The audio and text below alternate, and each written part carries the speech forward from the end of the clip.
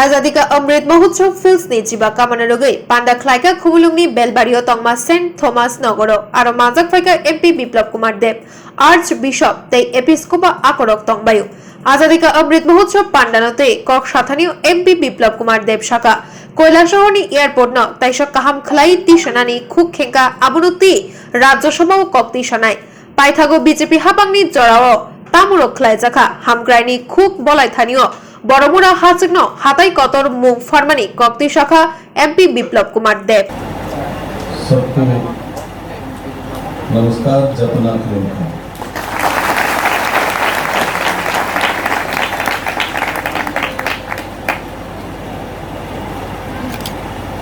मैं पहले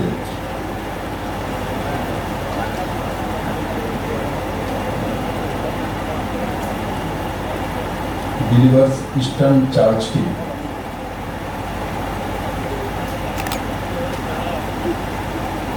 द्वारा आयोजित आजादी के 75 साल के उपलक्ष्य में पूरे देश भर में माननीय प्रधानमंत्री जी के नेतृत्व में जो कार्यक्रम लिया जा रहा है सरकारी और बेसरकारी व्यवस्था के माध्यम से, तो आज यहाँ बिलीवर चर्च सोसाइटी के द्वारा ये कार्यक्रम आयोजन किया गया है और मुझे यहाँ प्रधान अतिथि के नाते आमंत्रित करने के लिए मैं आप सभी को अभिवादन करता हूँ। आप सभी का शुक्रगुजार हूँ और साथ ही साथ मंच में बैठे हमारे सभी आर्क बिशप और विशेष करके एक नाम मैं बोलूँगा जो हमारे बिशप अनिल मोर जी फिलेमोन जी,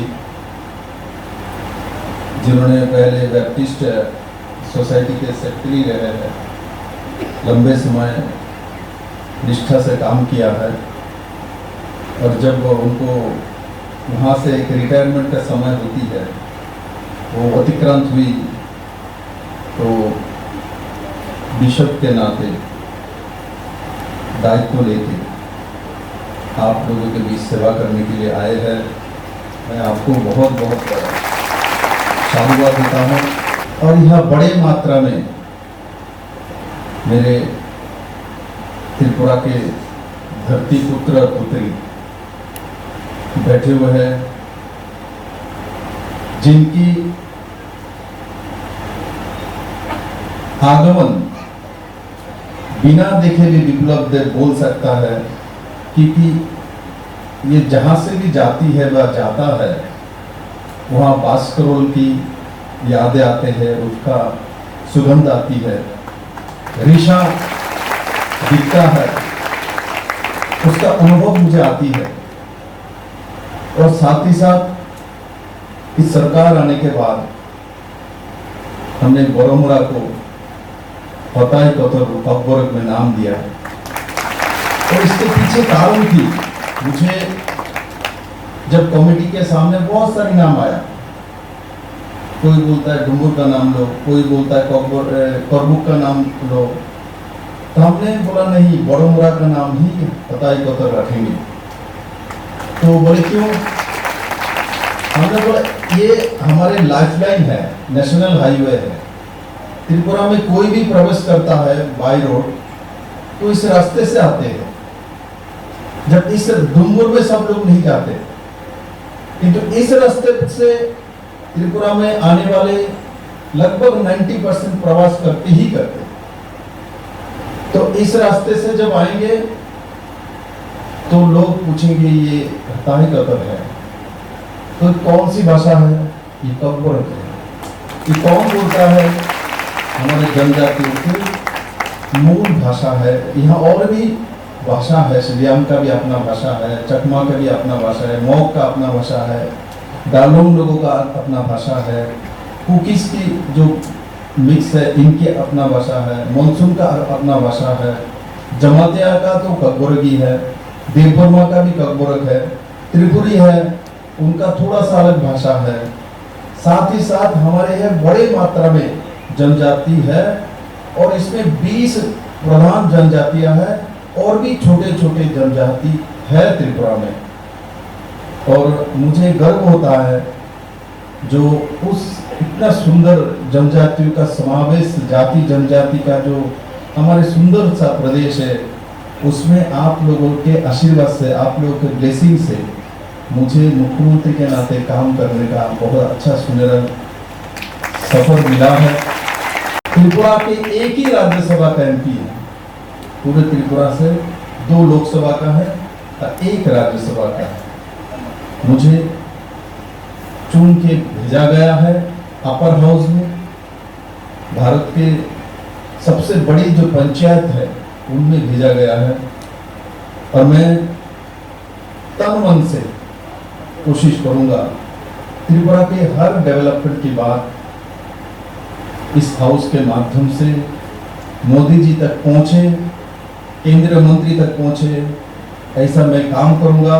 जैसे मैंने सोच भी रखा है, इस बार जब सेशन शुरू होगी तो मैं कैलाश शहर एयरपोर्ट की बात सबसे पहले उठाऊंगा, क्योंकि दूसरा एयरपोर्ट जब होती है तो राज्य का विकास होती है।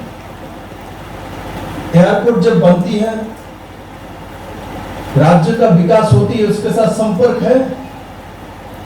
दूसरा और एक बात उठाऊंगा वो है आगर बोर्ड बनाने के लिए।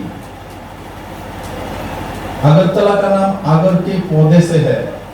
हम लोग रावल का प्रयोग जानते हैं, हम टीक का प्रयोग जानते हैं, हम चाय का पत्ती का बगान करना जानते हैं, उसका प्रयोग भी जानते हैं। तो आगर ऐसा एक पौधे है त्रिपुरा में, 1,25,00,000 आसपास आगर के पौधे त्रिपुरा में है अभी, और उसमें 50 लाख मैच्योर है, जिससे अगली 3 साल के अंदर 2 से 2,500 करोड़ की इकोनॉमी बन सकती है। साथ ही साथ ये आगर बोर्ड जो बनेगी तो कर्नाटका, असम और त्रिपुरा एक 3 राज्यों लाभान्वित होगी और इसका इकोनॉमी अगले 5 साल में 10,000 करोड़ तक पहुंच सकती है। आज के देश में सबसे बड़ा जो बोर्ड है वो टी बोर्ड है, उसका टर्नओवर 30,000 करोड़ है देश में। उसके बाद रबर बोर्ड है, वो 20,000 करोड़ के आसपास है। उसके बाद कॉफी बोर्ड है, उसका शायद 6,000 करोड़ के आसपास है। उसके बाद स्पाइस बोर्ड है, वो भी 25,000 करोड़ के आसपास है। किंतु आगर बोर्ड भी जो बनेगी तो इसमें त्रिपुरा बहुत बड़ी लाभान्वित होने वाली राज्य में आएगी। और देखिए इस धरती ने जो हमको दिया है उस भी तो बने थे, किसी को पता है? किसी यहाँ तो आर्क बिशप लोग सब पूरे देश भर दुनिया घूमते हैं। भारत में जब 50 साल पूरा हुआ था तब इस ढंग से हर समाज में, हर वर्ग में सरकारी बेसरकारी रूप से किया गया था क्या? तब भी तो प्रधानमंत्री थे, तब भी तो सत्ता थे, तब भी तो व्यवस्था थे, किंतु नहीं किया गया। माननीय प्रधानमंत्री नरेंद्र भाई मोदी सबका साथ सबका विकास बोलता है। आज जात पात पंथ को मोदी जी ने पीछे ढकल दिया। मुस्लिम महिलाओं को 3 तलाक से मुक्ति नरेंद्र भाई मोदी ने दिया, नहीं तो उस महिला को सम्मान नहीं मिलती थी।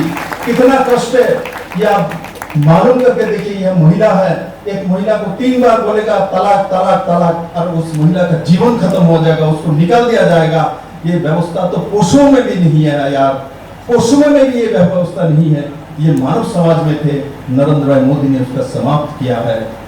मुझे गर्व है ऐसा एक प्रधानमंत्री मिली है और जो कि सबको साथ लेके काम करना चाहता है, हर वर्ग के लोगों को साथ में लेके काम करता है। और आज जब 75 साल पूरा हुआ, हमारा 75वीं साल चल रही है, तो पूरे साल भर कार्यक्रम रखा और सबको मालूम चल पा रहा है।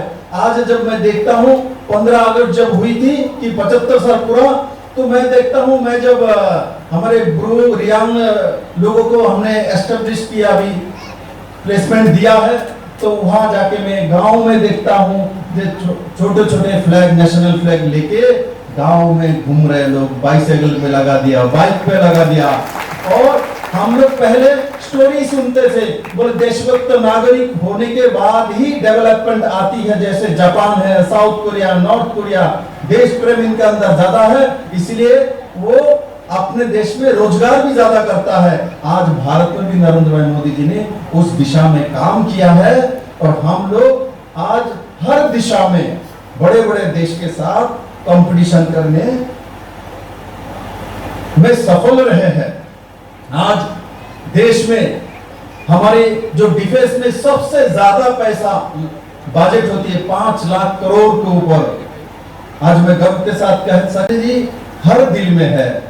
मैं तो कहता हूं राजनीति में है, मैं किसी पार्टी से हूं, मैं तो हर जगह में ये भी बोलता हूं, आज देश में और भी पार्टी है, तो मैं देखता हूं जो मोदी जी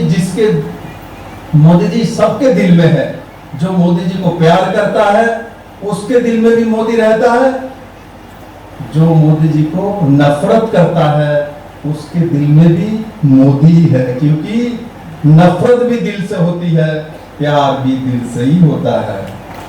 इसलिए मोदी सबके दिल में है। आज देश में कोई भी राजनीतिक पार्टी हो, मोदी के बिना उनका राजनीति नहीं चलता। मोदी को 2-4 गाली देगा तब उनका राजनीति शुरू होता है। मतलब मैंने जो कहा, जब हम किसी को नफरत करते हैं वो भी दिल से ही नफरत आता है, जब किसी को प्यार करते हैं वो भी हमारे दिल से ही आता है। और मैं मानता हूं यहाँ जब हम लोग सब बैठे आजादी का 75 वर्ष पूरा करते समय कार्यक्रम आप लोगों ने आयोजित किया, इसमें बड़े मात्रा में हमारे भाई बहन अलग अलग प्रांत से आए हैं, तो हम लोग सभी के दिल में मोदी है ऐसा मेरा पूरा विश्वास है। किन किन के दिल में मोदी है, जरा हाथ उठाइए। दिल में मोदी किस किस का है जी? हर दिल में है। मैं तो कहता हूं राजनीति में है, मैं किसी पार्टी से हूं, मैं तो हर जगह में ये भी बोलता हूं, आज देश में और भी पार्टी है, तो मैं देखता हूं जो मोदी जी सबके दिल में है, जो मोदी जी को प्यार करता है उसके दिल में भी मोदी रहता है, जो मोदी जी को नफरत करता है उसके दिल में भी मोदी है, क्योंकि नफरत भी दिल से होती है, प्यार भी दिल से ही होता है। इसलिए मोदी सबके दिल में है।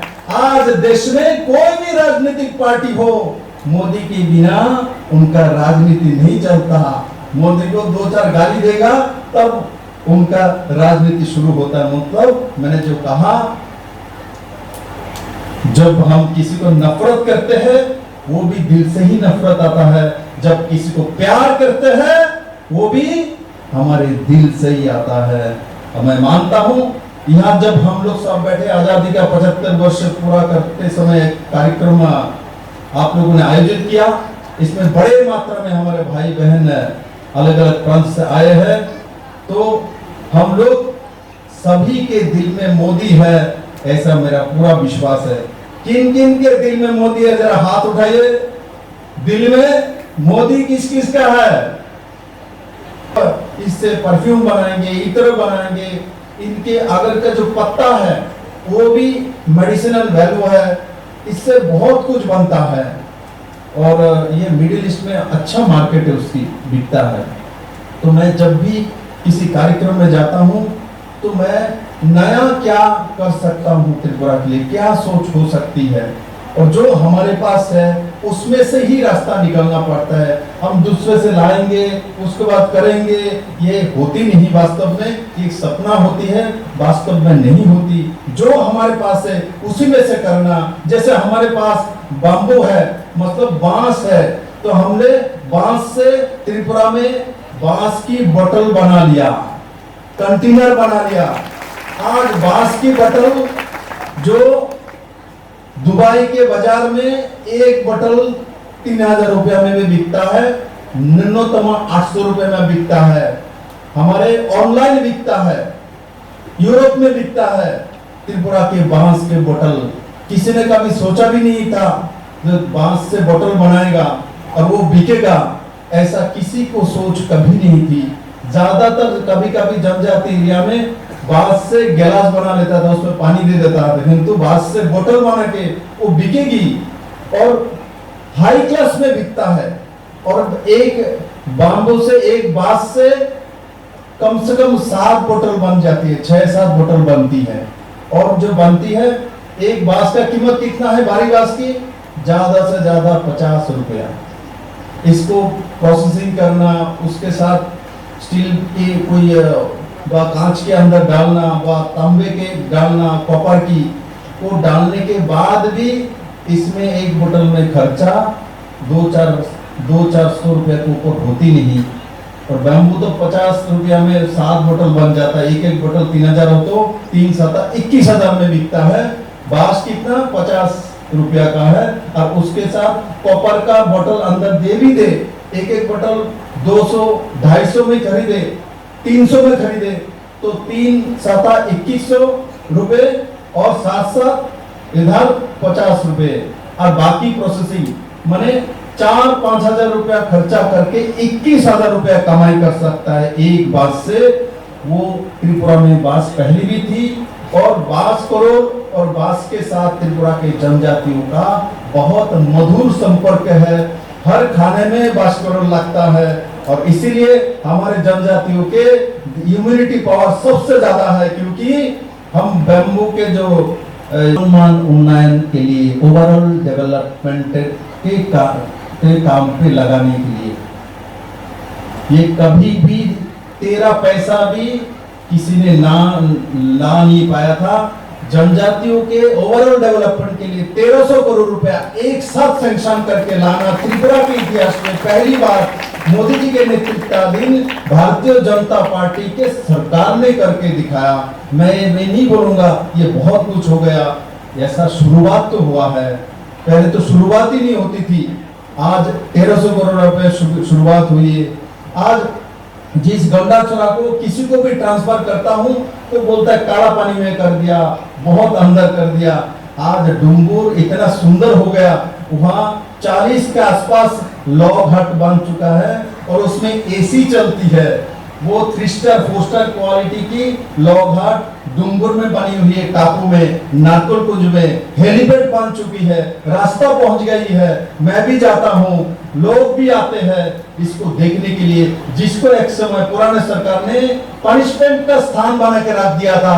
इसीलिए जनजाति को लगता है जो हम लोगों को इस तरीके से देखता है, किंतु ये सरकार आने के बाद वही गंगा चौरा को आज पूरे दुनिया के नक्शे कदम में ला के रख दिया है। आज इस छबीमुरा को हमने डेवलपमेंट कर दिया है और आप लोगों को जान के खुशी होगी, नेशनल हाईवे हो, स्टेट हाईवे हो, गोंडाचौरा में ओवरऑल डेवलपमेंट के लिए ये सरकार ने 4.5 साल में 1200 करोड़ के आसपास पैसा लगाया केंद्र एवं राज्य सरकार ने। इसलिए मैं कहता हूं आज के ये दिन में जो आजादी के 75 साल पूरा होने के नाते आप लोगों ने जो कार्यक्रम आयोजन किया है बिलीवर ईस्टर्न चर्च के माध्यम से, मैं दोबारा आप सभी को बहुत बहुत बधाई देता हूं। आप लोग बधाई के पात्र हैं और जिस तरीके से गांव-गांव में आजादी के 75 वर्ष जो भावना है हमारी, ये जो भावना लेके जाना, इस भावने के साथ ही देखिए आपको कोई कुछ करके देता नहीं, आपके अंदर जो हिम्मत है उसको जगा देना है। आप सब लोग लायन है, लायन को जगाना पड़ता है। सिर्फ हमारे भारत के लोग लड़ना जानता है, मेहनत करना जानता है, रोजगार करना जानते हैं, सिर्फ उनको जगाना है। जगाने का काम आप लोगों ने किया है, इसलिए मैं दोबारा आप सभी को बहुत बहुत बधाई देते हुए अपना विषय समाप्त करता हूं और सबको बहुत बहुत धन्यवाद। कुमार देव, आदरणीय आर्च बिशप्स, बिशप, फादर्स, मेरे प्रिय भाई और बहन, बिलीवर्स ईस्टर्न चर्च त्रिपुरा के जनरल कन्वेंशन के इस अवसर पर, इस मंच पर इतने अधिक विशिष्ट व्यक्तियों का स्वागत करने का, परिचय करने का जो अवसर हमें मिला है, इसके लिए हम धन्यवाद देते हैं। हम सभी को मालूम है कि अपने देश के 75 वर्ष पूर्ण होने के अवसर पर आजादी का अमृत महोत्सव नामक कार्यक्रम के द्वारा पूरे देश में जश्न मनाया जा रहा है। 12 मार्च 2021 से शुरू हुआ ये महोत्सव, जो अगले साल 15 अगस्त को समाप्त होगा, पूरे भारत में हर राज्यों में, हर घरों में, हर समुदाय के अंदर इस पावन और पवित्र भारत के 75 वर्ष की आजादी का जश्न मनाने, इस देश के लोगों की उपलब्धियां का जश्न मनाने, हमारे देश की जो संस्कृति है और हमारे देश के लोगों की जो उपलब्धियां हैं, इसको मनाने के लिए भारत सरकार के द्वारा हमारे माननीय एवं आदरणीय प्रधानमंत्री जी के द्वारा उठाया गया ये पहल है। और आप हम सब बिलीवर्स ईस्टर्न चर्च पूरा परिवार इसके अंदर शामिल हुआ है और इस पूरे वर्ष को विभिन्न डायसिसों में, विभिन्न राज्यों में अपने जश्न और अपने कार्यक्रमों को जारी किए हुए हैं। ये महोत्सव भारत के लोगों के लिए समर्पित है, त्रिपुरा के लोगों के लिए समर्पित है। भारत की उपलब्धियों का जश्न है, त्रिपुरा और त्रिपुरा के लोगों की उपलब्धियां, उनकी संस्कृति को मनाने का भी जश्न है। और इस कार्यक्रम को सफल बनाने के लिए जन भागीदारी का बहुत बड़ा योगदान है, महत्व है। बिलीवर्स ईस्टर्न चर्च त्रिपुरा का ओर से मैं श्री विप्लव कुमार देव, राज्यसभा एमपी का हार्दिक स्वागत करना चाहता हूँ।